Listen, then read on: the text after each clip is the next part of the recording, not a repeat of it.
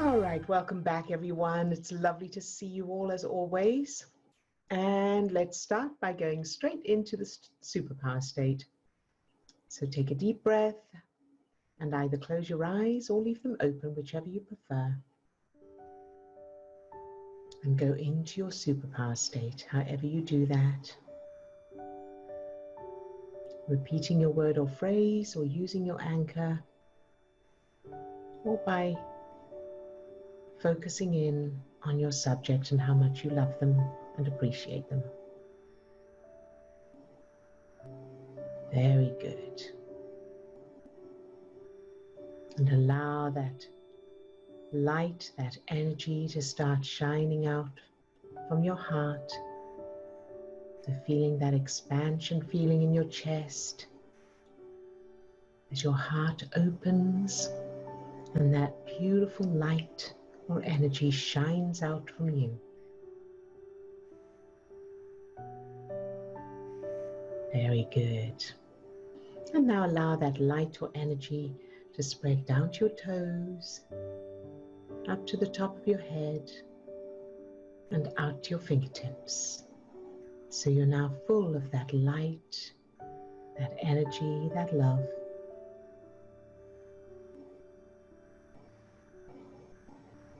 And allowing that light or energy to fill each of the 50 trillion cells that make up your body. Love each little cell just for existing, exactly as they are. Very good. And now allow that light or energy to fill the little you, yourself as a child, any age. Love that little you just for existing, no matter what. And then allow that light or energy to overflow from that little you and fill your whole childhood exactly as it is. Shining that light into any darkness. Loving everything, everyone, every experience, every event, every circumstance. Shining that light. Very, very good. And now allowing that light, that energy to fill everyone who's in the group today, all those who are on camera, all those who are off camera today, loving each one just for existing. And feeling that light, that energy, that love coming back to you from everyone else. So that two-way energy stream. Very, very good. All right, you can open your eyes. Let's check in with each person, find out how you're doing. So Lisa. Well, hi. How are you doing today? Very good, thank you. Oh, good. And you? Oh, good. I was from this book. That's your book. Okay, so I was looking at the questions that you ask yourself. So those questions are so powerful to step into how you want to flip the memories. So you ask yourself, how do I know this is a problem? How does it feel? And then the feeling is the very most important part. So I really love that because it helps me a lot. So yesterday, thank you so much for yesterday. That was really good. You're very welcome. What was interesting was I ended up turning the police car into a spaceship. So Nice.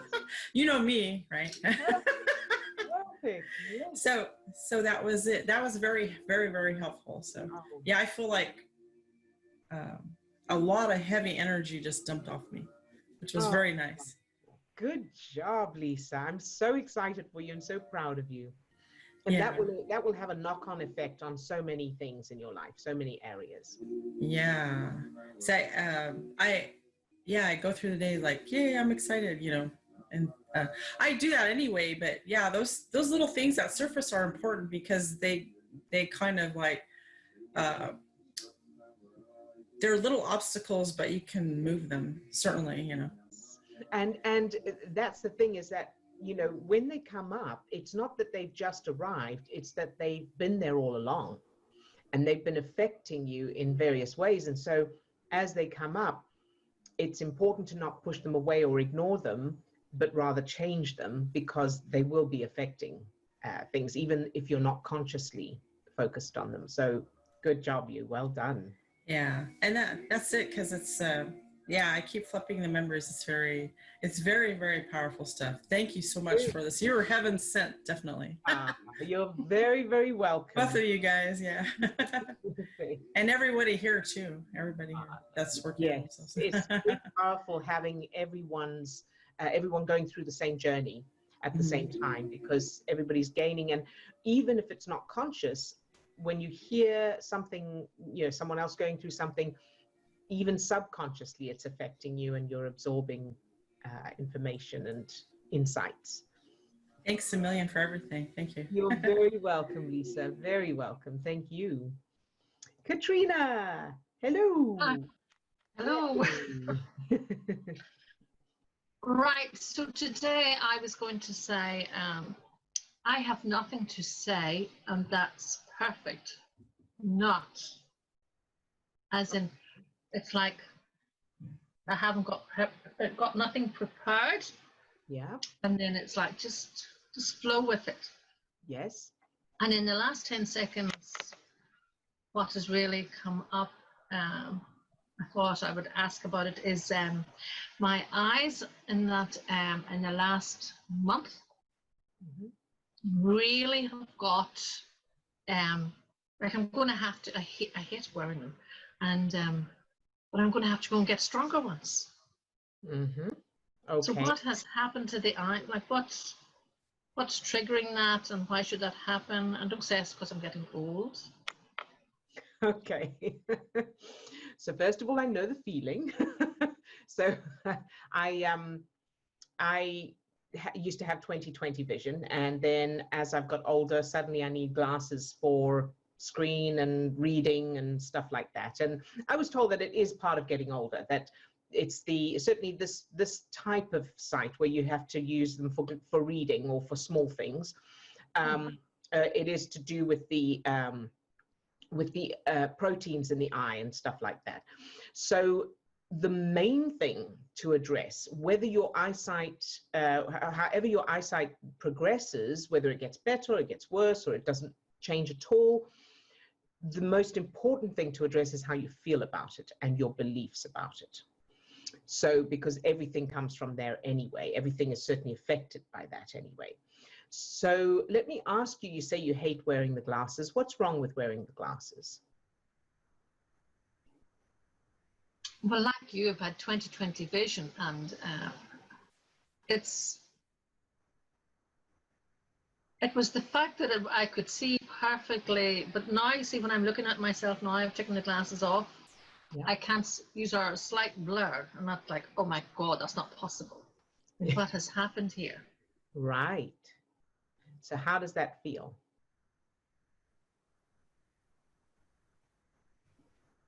That I've lost the power of seeing. What is it? I've lost the.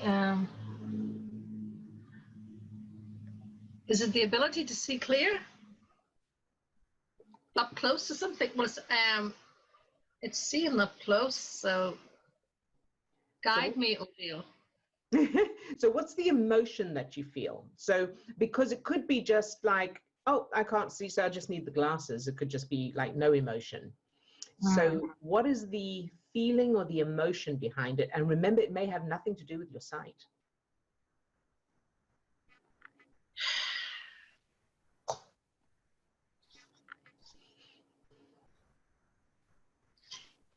See, I didn't think I was doing any work today, so you're going to have to ask me again. Okay, and that's okay. So also bear in mind that whatever this is doesn't have to be done now either. This is being recorded. So yeah. If you don't have answers to the questions now, that's absolutely fine. You can watch the recording and answer it then.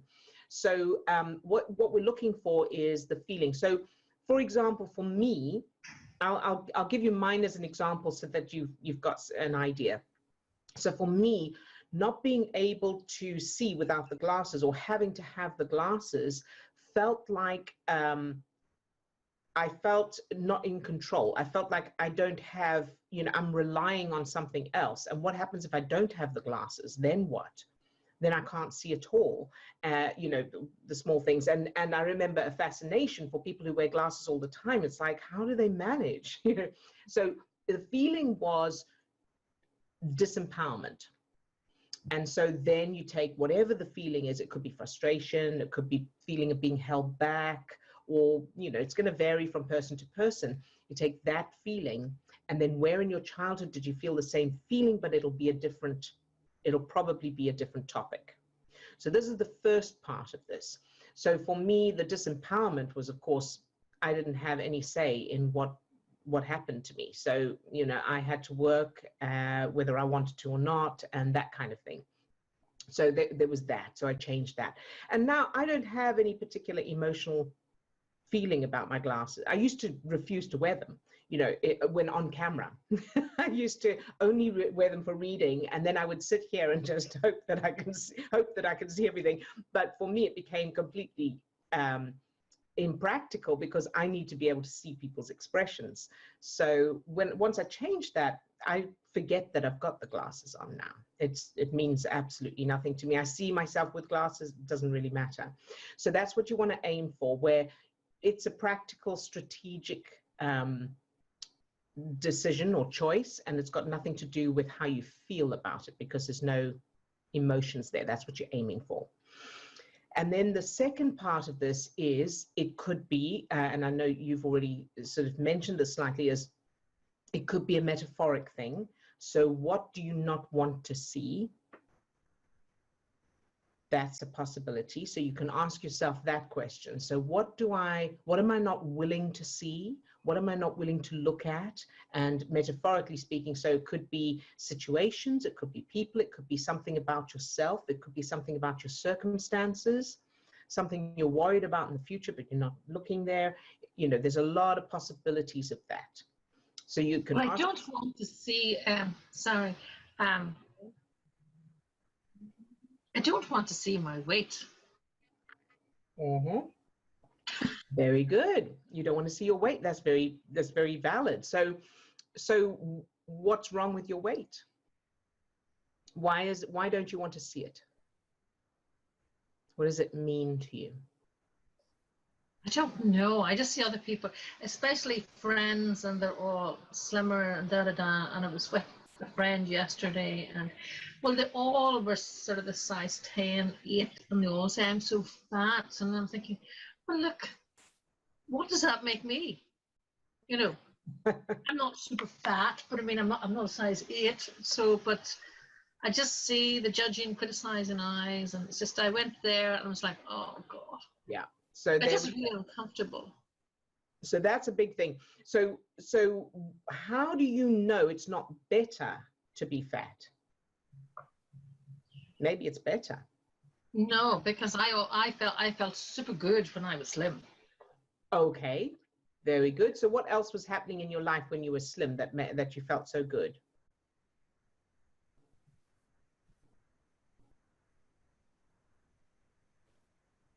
Well, it's probably at one stage the marriage was good. I had my children. I had whatever I was working, that was going well. Everything was flowing, as in, yeah, good, yeah. So it's very possible that your brain made a connection between life going fabulously and you being slim. That may have happened where your brain is going, I need to be slim so that my life is good again, or so that I get that feeling of whatever was happening at that time back again. So how do I change that? This is my first time on these videos. It's absolutely fine. This is what we do. So I'm happy to. So let's look at when did you notice the weight coming on? When I turned 50. When you turned 50. Okay, so let's look at that time. So how did you feel about turning 50?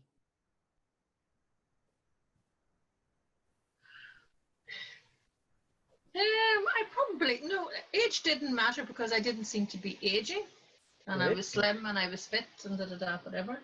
Okay. But, Now, what and I never had a problem with weight, and I ate like a horse.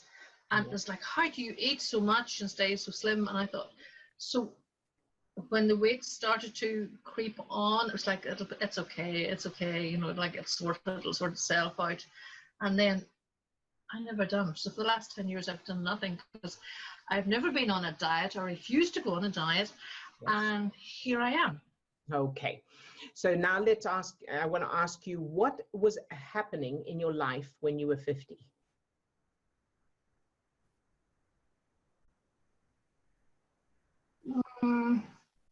What events happened when you were 50? Just before you turned 50 or after you turned 50, around that time, any events happening in your life? Yes, I was in a relationship and it was very turmoil. It was very up and down, and it was like, oh my God, it's like,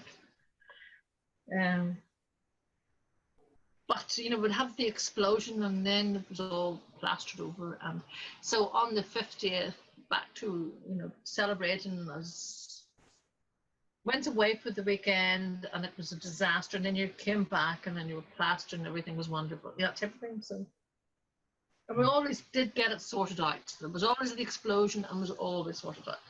Okay, and when did that relationship end? I'm still in it. Okay, all right. So this is the one that you're in right now? Yeah, but it's getting better since, super better since Good. the Remmert method. Very good. And your weight, has it been consistent, or have you noticed changes, like you've put on a bit, you've lost a bit? How is your weight, like if you were to put it on a timeline now?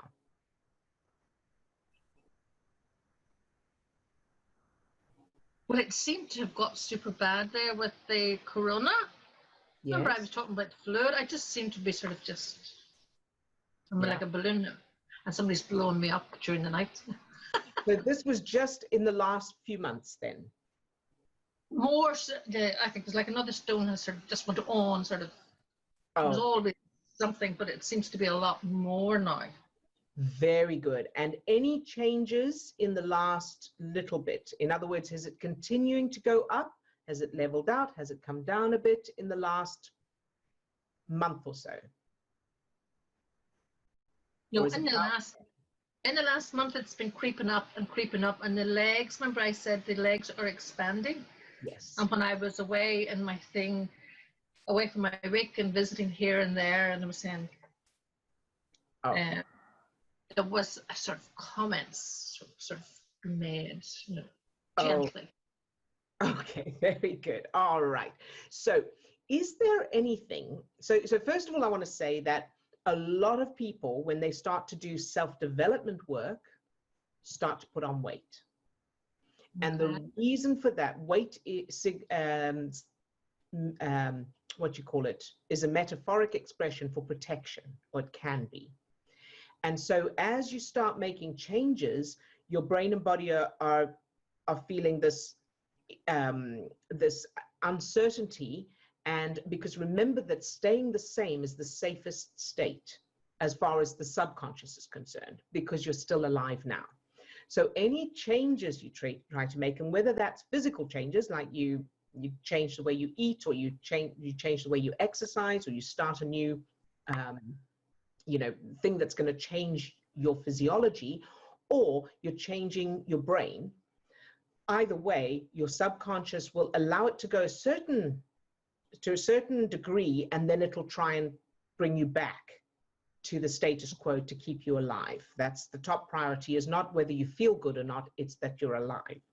So, and the same happens with finances. This is why people try to make, you know, they maybe try saving, or they try making different decisions, or they try making more money, but it'll only go to a certain level, and then it'll bring the person back to the status quo until those references are changed, and until those changes are established. So putting on weight can happen. A lot of people find that happens when they start to make changes to their core beliefs and who they are. And that's a reaction, that's a protective reaction. So the first thing is, of course, not to stop, but to continue moving forward, making those changes and reassuring yourself that it's safe. It's safe to make these changes. It's okay. So one of the things I would do is include adapting Steve's new technique for the weight. And this is just, I'm just making this up right now, but I think it would be powerful. So you know the thing of the coin? So one side of the coin, the side of the coin you're looking at the moment is being fat. The other side of the coin will be the opposite. It'll be being a healthy weight, right? And if you push away the fat, then you're pushing away the healthy weight as well. Okay. All right, so we don't want to push it away. That's the first important bit. So what if you just went, so I'm fat, and I just allow it? What if you just allowed that feeling of being fat, whatever that is, and you allowed how you feel about being fat? I don't like it, I'm uncomfortable, and just allow that feeling, that emotion, whatever that is. How would that feel for you if you were to do that?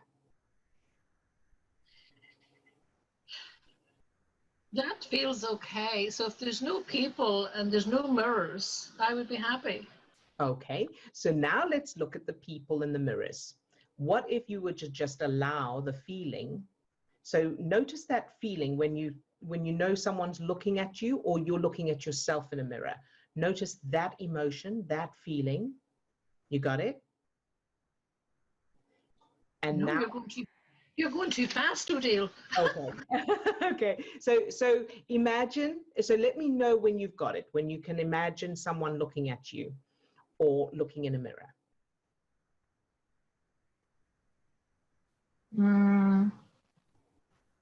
I can't do it now. I can't do it. Okay. And that's okay. When you watch this recording, you can do it. Okay. So when you watch this recording, imagine what it's like when someone's looking at you or when you're looking in a mirror, and the feeling of the weight and whatever's there, whatever that feeling is, notice it and then actively allow it. Just go, so there it, so let's say it's self-conscious. Sorry? No, it's uncomfortable. Uncomfortable. Very good. So I want you to feel that uncomfortable and then just say to yourself, I'm just going to allow this. I'm not going to fight it. I'm not going to change it. What if I just allow the uncomfortable without needing to change it? Okay. Okay. And what that does for everybody else as well is it pulls you back into observer mode. So you're not being the uncomfortable, you're noticing it and you're allowing it. So it puts you in control. So you are allowing the thing. The thing is not there without your permission. You are now taking control and going, I'll allow this for now. All right. And so that's that little exercise to begin with. And then that feeling of uncomfortable, it may well be linked to childhood stuff.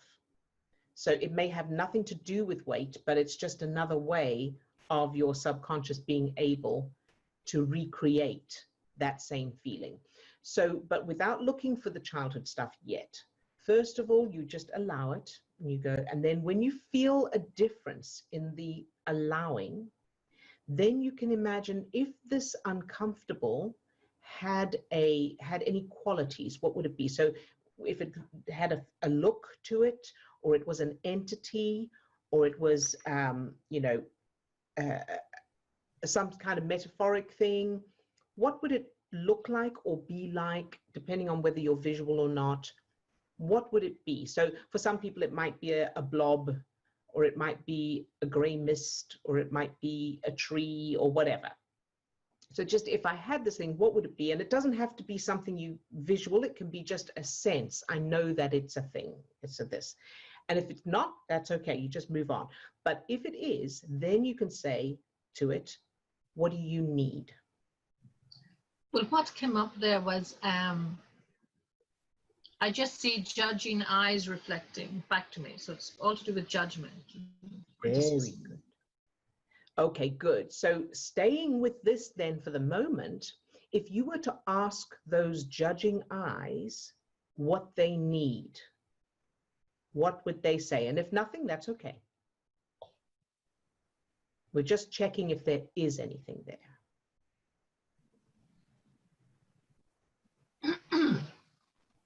Well, it's probably acceptance.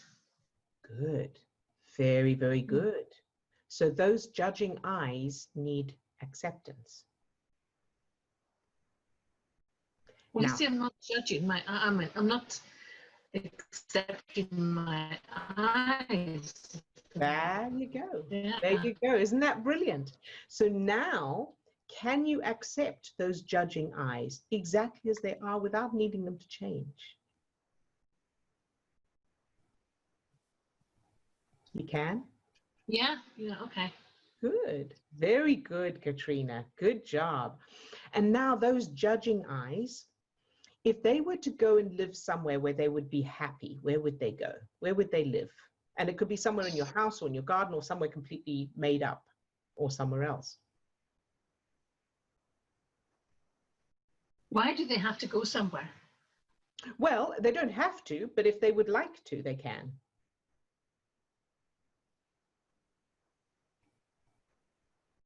That doesn't make sense. I seem to want to look after them and put them in my heart or something. I don't want to throw them out there or something.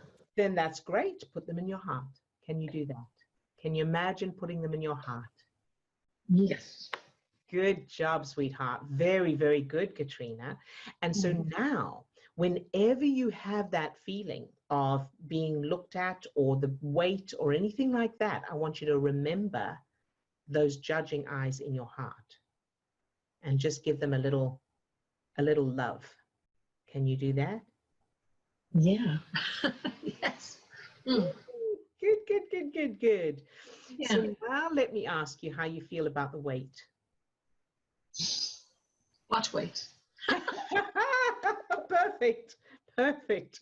Now here's the funny thing is that once those emotions are gone and you're not wrestling with it, then you may find your weight goes back to normal because you're not holding on to it anymore. I'm getting waves of goosebumps as I'm saying this. So that it's that funny, that funny balance with, which is the same with unconditional love, of loving the thing. You want the thing to change, but in order for it to change, you need to love it as it is without wanting it to change. And then that's when things transform, because they're allowed to transform. You're allowing them. So that's your homework, is whenever you think of anything to do with the weight or people judging or anything, I want you to just become aware of those judging eyes, those eyes inside your heart, feeling that love and that acceptance. Wow. How does that sound?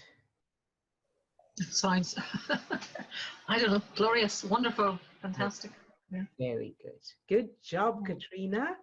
I'm so proud. Glad nobody else appeared. Yes, you've had the whole, but there are comments here saying that that they are getting a lot, that people who are off camera as well, and Lisa, are getting a lot from this with you, because you're not alone. This is a a common thing. So, and not just for weight, but for other things. So people can use this process and follow along with this process to address all kinds of things. Steve, you want to get a word in? Yeah, I was just going to say, that was great. That was a great explanation and demonstration of that little technique. The one thing that I just wanted to add on the back end of that is that whenever we're in that relationship, wherever we're in that negative relationship with feeling or physical ailments or whatever it is, whatever the situation is, and we're in a wanting to push it away, deny it, reject it, whenever we're in that state of struggling, we are in some part, or we're in some form of the fight, flight, freeze. We're in a stress response with that particular emotion or issue. And when we're in a stress response, it's having an impact on our body. And in the case of putting on weight, we know that we oftentimes will retain weight when we're in a place of protection or stress. So if we're fighting something, so I think that I don't know, a bit of a penny dropped or something. I can't remember exactly what it is that you said, Odile, but it was like, oh, it made that connection for me that, we're oftentimes when we're in that place of fighting, it makes perfect sense that we may end up it may be that perfect condition for retaining weight. Yes. Yes, indeed. And just on a physiological level, cortisol, which is one of the stress chemicals that are produced in negative, when we feel negative emotions, that is related to stress, related to weight gain and the inability to lose weight. So absolutely. Good job.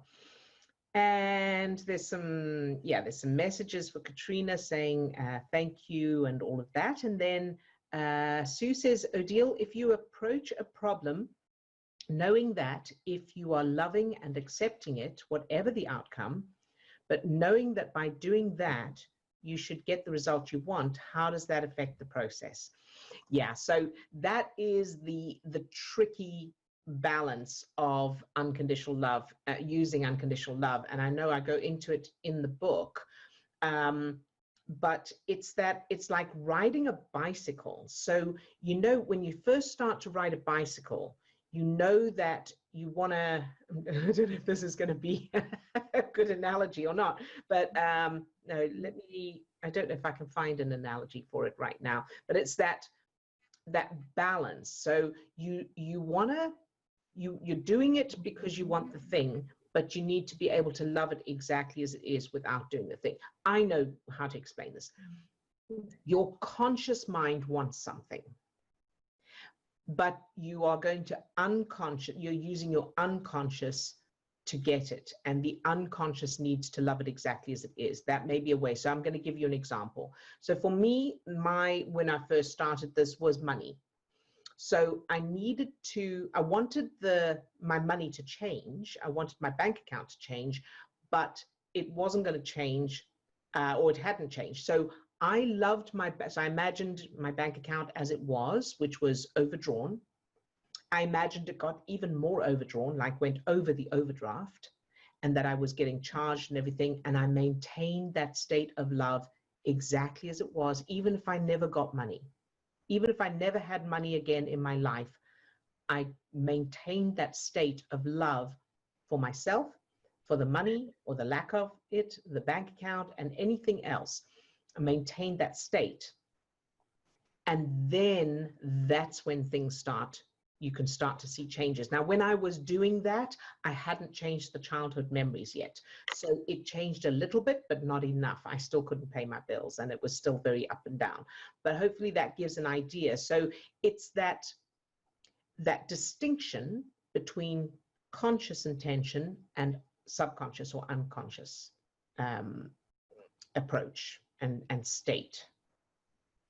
So I hope that helps, but let me know if it's still not clear. It's very tricky to describe because it seems such a contradiction. You're doing it in order to achieve the changes, but you need to get your conscious mind out of the way and go into that. And you're still using your conscious mind to choose that state of unconditional love, loving the thing exactly as it is. And if it changes, great. If it doesn't change, that's okay too, and you've got to love that. So let me know if you still need, if anybody still needs clarification on that. I can't remember how I described it in the book, but hopefully that that helps. All right, and Steve, anything else from the chat? I don't see anything here. Just people saying it was okay, so not too clear. I have ordered the book and should have it soon, so we'll read it. Thank you. Okay, good. You're very welcome. And Yeah, I'll try and think of another I'll try and think of an analogy or a metaphor that will help to describe it better as well. So in the meantime, I'll have a think about that, and if I think of something that will help to, because analogies I always find are can help. So I will do that, and if I can think of something, then I will share that tomorrow as well. All right, so skits, and let's. Oh, Wait. Did you want to say? Wait.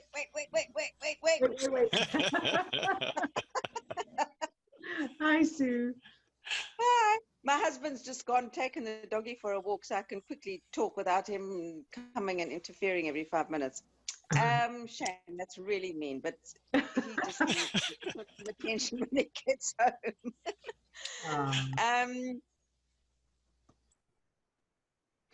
My tooth. And Steve just sent the whole thing about, he looked in the book about what it is, and it's just like bang, bang, bang, bang, yes, yes, yes. Okay, good. So what's going on with your tooth? It just suddenly, out of the blue, started hurting nearly 2 weeks ago. And then I went to the dentist. I was only able to get an appointment today. Mm-hmm. And it was interesting because it was just maybe about 10 days or not even after you spoke about your tooth. Yes. Anyways, and so she says, she did an x-ray and she says there's an infection in the nerve. And she showed me the picture, but I couldn't see anything. Mm-hmm. And that the only thing is to have it taken out or a root canal. And I just went, no, neither. Okay. All right. So okay, a couple of different things. The first challenge is going to be being okay with having a root canal or having it taken out. That's I know that's hard, but if you are able to get to that stage where you're okay with it and you can love it, then you probably won't need it. But if you're resisting it, then you're holding that in your environment, in your experience. Yes. Okay. So you want to go, if that's what happens, then that's what happens. And I'm okay with it. And then you're releasing. So I'm not sure what Inna Segal says about teeth, but what I do know about teeth is that it can mean decisions. So I don't know if that's part of what came up there. Steve? I can read real quickly. Holding on to shame, guilt, fear, anger, blame, bitterness, difficulty making empowering decisions, self-neglect, unresolved childhood issues, and frequent self-sabotage, feeling overwhelmed and stressed. Okay, so that pretty much covers most people. It feels like a Chinese a fortune cookie, a fortune cookie statement. Right. So okay, so that, like you said, you've realized some of those connections, and that's fine, so you can address those, but let's do this first. Let us so first of all, let me say that it's perfectly possible for this to heal on its own. Okay, because I think so too.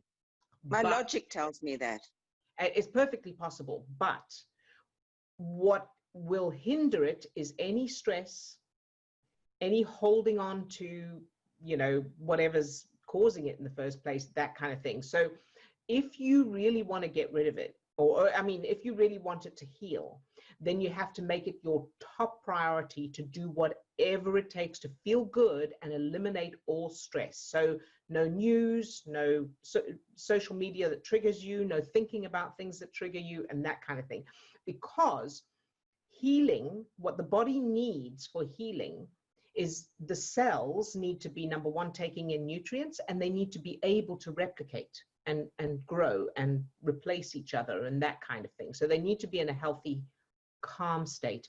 And what I mean by that is whenever there are stress chemicals in the system, so adrenaline, cortisol, and others, while you're feeling those negative emotions, you've got stress chemicals in your system, and while you have those stress chemicals in your system, the cells are in protection mode. So they are not taking in nutrients like they should. They're not getting the blood flow they need, and they are not replicating. They're not able to, because they're like this. Yeah. Okay? And you Yeah. want them to do this. So Yeah. that's why top priority, do whatever it takes to feel good, because while you're feeling good, you've got low, the stress chemicals are lowered, and you've got the feel good chemicals, which are allowing the cells to heal, to do what they need to do to heal. So that's number one. Now, having said that, that's for moving forward. But before we do that, I want you to think about what's wrong with having the root canal or the tooth out. Why is it you say that's not going to happen? I don't like the idea of having a tooth there that doesn't have a proper, it's not whole. I don't know why. Hey, very good. The other thing is that if I have another tooth taken out, then I've got even less teeth to chew. Yes. And I've got even less teeth to chew, then I can't chew my food properly, and then it's going to upset my tummy even more. Okay. All right. So now I'm assuming you only have like 3 teeth left. Is that right? No, I've still got some, but it just, I've only had 2 teeth. I mean, I've had all my wisdoms taken out. Mm-hmm. And in the last 3 years, I've had 2 teeth extracted, and it just goes like, oh my word. Okay. So the back pain, it's just, it makes it chewing a bit of a problem. Okay, very good. So let's go worst case. What's the worst that can happen? Worst case scenario.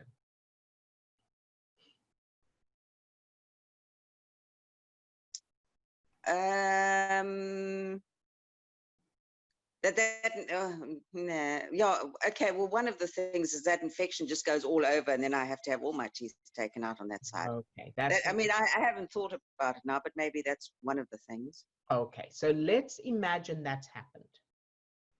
And Yikes. yeah, and what's the feeling there? What's the emotion there as you imagine that? That's like,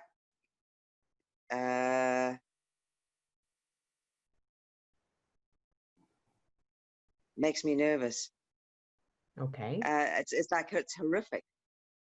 Oh, good. Okay, so the horrificness of it, I want you to just allow that horrificness right now. I can actually almost feel the pain in some kind of a strange way. So just allow it. And so step back from it, just allowing it being there, like it's a separate entity. Yeah. Can you do that? Yeah. So you're not fighting it anymore. You're just going, okay, let's just allow this right now. Yeah, I can observe it.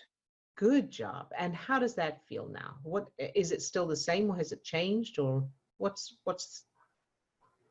it doing now?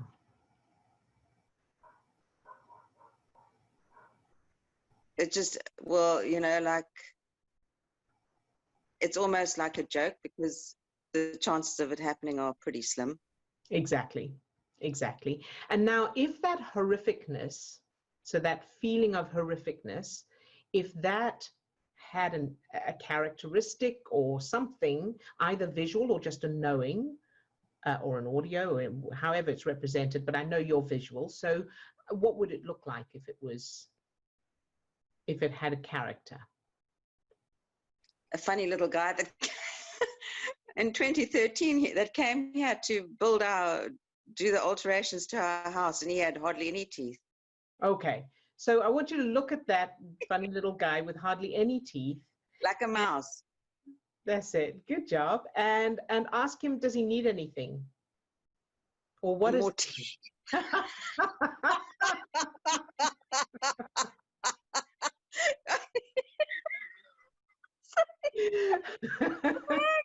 Okay, this is a good answer. But now ask him if emotionally, what does he need? This horrificness that's represented by this funny little guy with hardly any teeth. Emotionally, what does he need? The first thing that comes into my mind is to express himself. Good job. Oh my word. Very good. Now, can you allow him to express himself?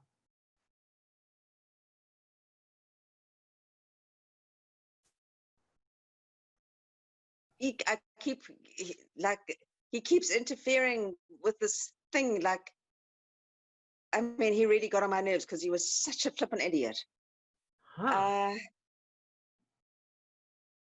So, like the thing comes in that, no, don't express yourself because you're just such an idiot. Very Oh, good. how does that relate to me? That's perfect. So where in your childhood were you stopped from expressing yourself or called an idiot or both?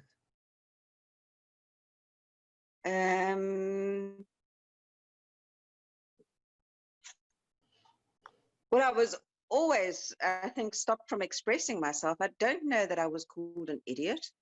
Okay, well, so let's go to But I felt an idiot, I suppose. There you go. All right.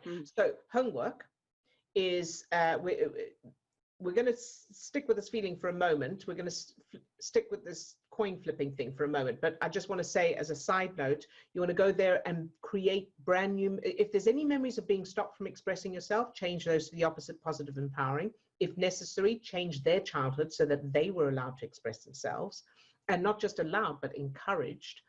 And then create brand new memories of you being actively encouraged to express yourself and feeling clever and, fantastic and confident. Okay, so that's that. Now let's come back to this little guy. So this horrificness that's expressed in this little man with hardly any teeth, what would it take for you to allow him to express himself? Without, in other words, just allowing. Just allow him to express himself. I keep seeing him coming and trying to express himself to me, and I just go like, I really don't want to know your stuff. Okay, very good. So that feeling of, I really don't want to know your stuff, can you allow that feeling? Yeah. Just allow that feeling of, I really don't want to know your stuff, whatever that is. Can you step back from it and observe it?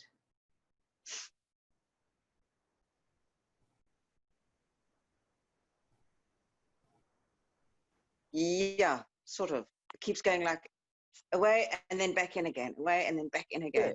Good. And allow that. Allow it to go away, come back, go away, come back. Just allow all of that. Okay, that's easier. Then it just sort of like.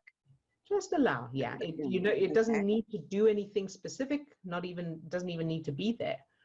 It's just allowing. Yeah. Okay, very, very good. And now I want you to think about your teeth again. Which side, by the way, left or right? Left. Okay. So, so you're going to allow this feeling, and now I want you to think about your teeth. Let's say that tooth has to be root canal or pulled. Let's say pulled, because that seems to be the worst one. And how do you feel now when you think about that? Well, if it does, it does. And then I'll bite the bullet and I'll have an implant. Good job. Very good. So homework is to change whatever those childhood memories are, if there are any, of being stopped from expressing yourself, create new ones of being allowed to, being encouraged to express yourself, all of that. And then on top of that, I want you to really hone in on loving that option, that your tooth has to be pulled and you're okay with it. Okay? Okay. Yeah. That's the second piece. And then finally, the third piece is, of course, constantly sending love to it exactly as it is. Sending love to the cells. That's what I have been doing. Good. So keep doing that. Send love to the cells, even if the infection doesn't change, even if it gets worse, and even if the tooth has to be pulled. Make sure you keep it filled with love. When you lose that feeling, just stop, take a break, and try again later. Just keep doing that. Sending love and light exactly as it is without needing it to change. And of course, the final bit is making sure that you have zero tolerance for any negativity in your life. So no watching the news, no thinking about things that trigger you, only happy, nice things. Okay. Okay, how does that You've been watching me on Facebook, haven't you? I haven't recently, but I know from the past. No, I've been a little bit sort of like keyboard warrior, like reactive. Okay, very good then. So then you know what you can do, and if it means staying off of Facebook, then do that for the moment. Yeah. Just make it as easy on yourself as possible to not be triggered. And if that means doing a fast of all media, then do that. Whatever to make it easiest on you. In fact, that detox, that dopamine detox, Steve, if you could put the link to that again in the description of this video, Sue, I think that would be fantastic for you. So Steve will put the link there, and in fact, will it come up on the YouTube thing? It's on YouTube. Yeah, here. Let me put it in the chat here for you as well, so you can actually open it right now. Just Sue, by way of, if you go to the show notes from yesterday's session, it's also there from. Oh right. Yes. Oh, okay. Andrew Kirby is the name of the YouTube channel, and there was a specific YouTube video that was recommended yesterday. But if you go to his channel, you'll see go to the playlists on dopamine detox. And I've actually put the link there for you as well. So back to the playlist. So watch those videos, and then come this Sunday, you could do it, or you could do it any day, really. He recommends Sundays, I suppose, because then there's for people who are working. So just see, but watch the videos because he explains why doing it, and it will help for anybody who finds themselves affected by negative, the news and things that are happening, and you find yourself triggered, and you find it difficult to not be triggered or not keep checking it or anything like that. This will help. This is very, very good, because you are getting a dopamine hit every time you read something upsetting, you post about it. Every time you feel that righteousness, or that this is wrong, this should be done, that's dopamine hits in your brain, and you want to change what creates the dopamine hits so that you can be more productive. Wow, that righteous thing, that really hits the thing. Yes, yes. Wow, and I had it myself, so I know that really well. Yes. Oh, gee. That's it. So every time you feel righteous, there's a dopamine hit. And here's the problem. Dopamine, like a lot of other drugs, you can't get enough of it. Yeah. So the more you do it, the more you need it. And so the more righteousness you need in order to get that hit. So it's quite interesting, because when I feel that righteousness, I actually don't like the way that it feels in my body. Yes. Yes. But your brain is getting that reward. Okay. So that's, and that's why dopamine is also created, for food and different foods and all kinds of things. And it's also created for achieving a task or ticking something off on your list. And so but the brain is, and he'll explain this in his videos as well, the brain, we're designed to get the quickest, easiest hit of dopamine, which is why gaming is so addictive and social media is so addictive, because it's quick and easy to get it. It's much quicker and easier to get a dopamine hit from those things than to do a painting or take a walk or cultivate a relationship or that kind of thing. But so what his system helps you to rewire what gives you dopamine, so that it's things that you want that are going to give you long-term benefit that you start getting that dopamine hit from. Then you're not forcing yourself to do anything. You're doing things to get that dopamine hit, but they're things that you want to do. They're things that are beneficial to you long-term. All right. Thanks a lot. Very good. You're very welcome, Sue. Thank you for sharing that, because I know it will help others as well. Good job. All right. So Steve, if we could have the targets, and let's go into that. So take a deep breath and either close your eyes or leave them open, whichever you prefer, and go into your superpower state, however you normally do that. So by repeating your word or phrase, using your anchor, or focusing in on everything you love and appreciate about your subject. And start to feel your heart opening that expansion feeling in your chest. Allow that light, that energy to shine out from your heart. Now imagine that light or energy spreading down to your toes, up to the top of your head, and out to your fingertips. So you're now full of that light, that energy, that love. Very good. And now allow that light or energy to fill each of the 50 trillion cells that make up your body. Love each cell just for existing.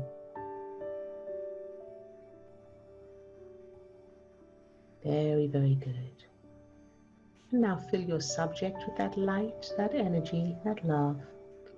And then imagine your subject doesn't want to be with you or doesn't have the qualities that you love and admire in them. And keep them filled with that light, that energy anyway. Love them anyway, no matter what. Maintaining that state of love. Good job. And feeling that power, feeling how empowering that is to be able to love this thing regardless of what it does or what it is. Very good. And now let's go to Lisa. Fill Lisa with that same light, that energy, from the tips of her toes to the top of her head and out to her fingertips. Love Lisa just for existing.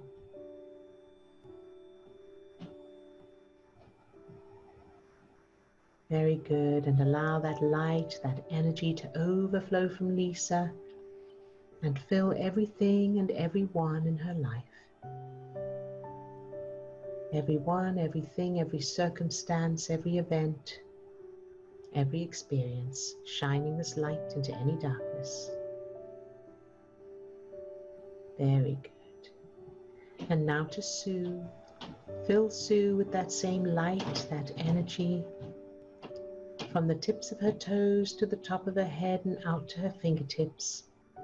Love Sue just for existing.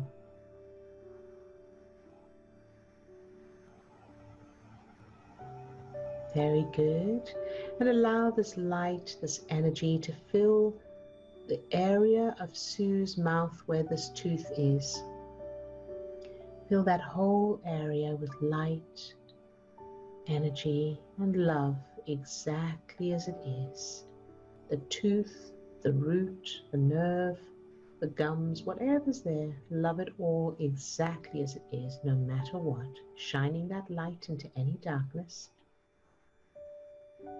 Feeling that kindness and compassion for all the cells that make up the tooth and the surrounding area, exactly as they are, each little cell, loving each one, no matter what. And then whatever may happen, whatever the result is with the tooth, whatever it will do, love it all anyway, exactly as it is. And loving Sue anyway, exactly as she is. Very, very good. Good job. And now to Katrina. Fill Katrina with that same light, that energy, from the tips of her toes to the top of her head and out to her fingertips. Love Katrina just for existing.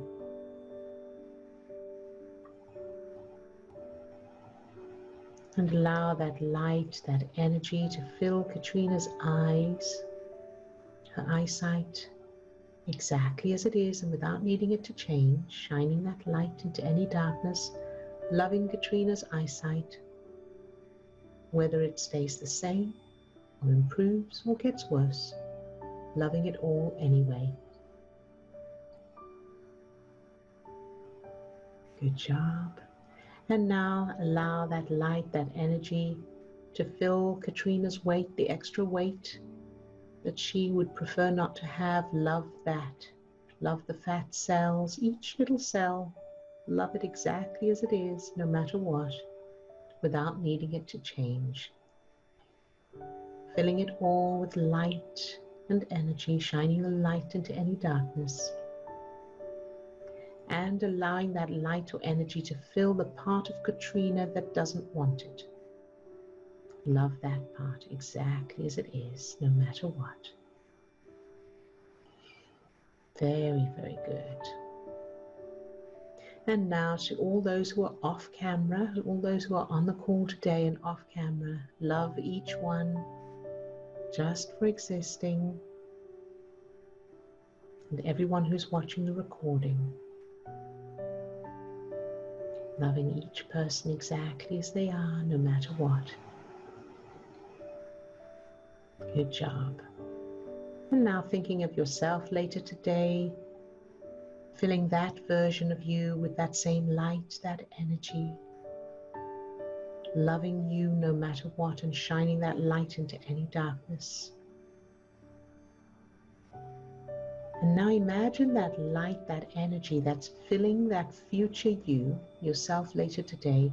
Imagine that shining out brightly from that version of you and flooding everything around you with that light, that energy.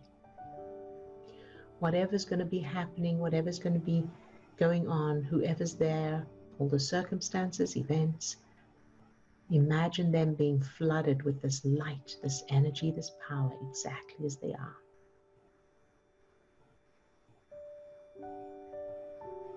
Feel that superpower.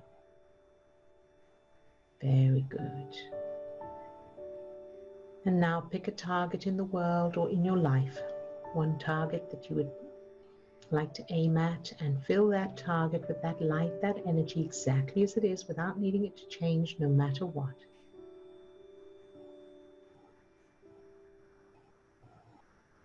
Very, very good. Good job. And you can open your eyes if you have them closed. And how's everyone doing?